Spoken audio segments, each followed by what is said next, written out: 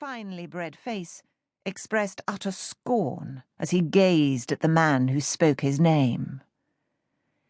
"So, Marcus," he drawled, taking a lazy pinch of snuff from a filigree box.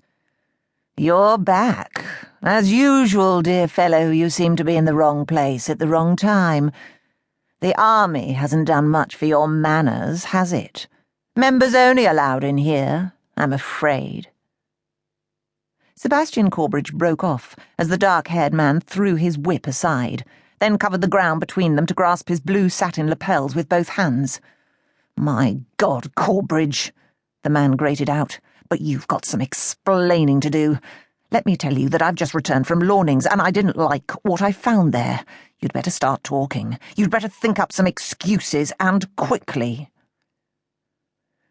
Corbridge looked down with pointed disdain at the hands that gripped his exquisite lapels. "So you've ridden all the way from Gloucestershire," he sneered, the slight tremor of fear disguised by heavy scorn.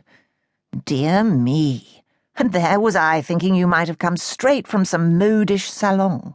After all, I suppose it's just about possible that clothing such as yours is permitted at fashionable gatherings, now that there are so many unemployed ex-army officers around town."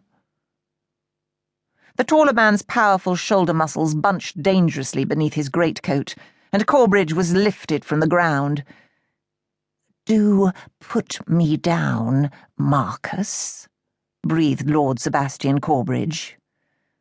"You smell of horse, man. Wet horses. All in all, you're rather overdoing it. Betraying your origins, you know." All around the room their audience watched the scene in breath-holding fascination.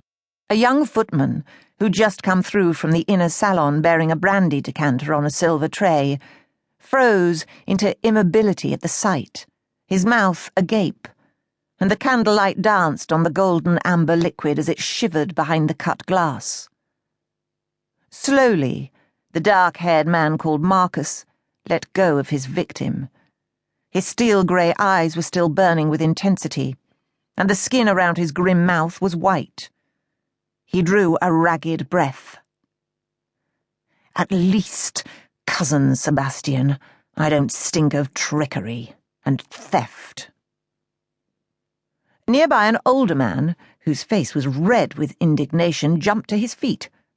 "Enough, man!" he rasped at the intruder. "Guard your tongue, or we'll have you thrown out bodily." Corbridge shook his head quickly, smoothing down his satin lapels. "No need for that, eh, Marcus? Firstly, I'd like to hear you explain yourself.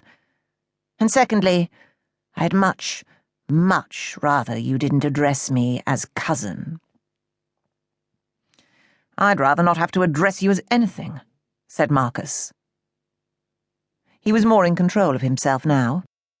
"But the fact remains that we are, unfortunately, related.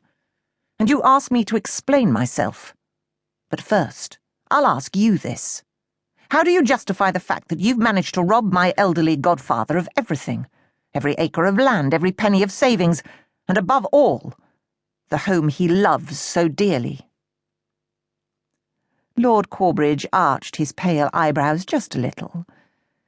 "Facts, dear Marcus, let us look at the facts. Though facts, I remember, were never your strong part.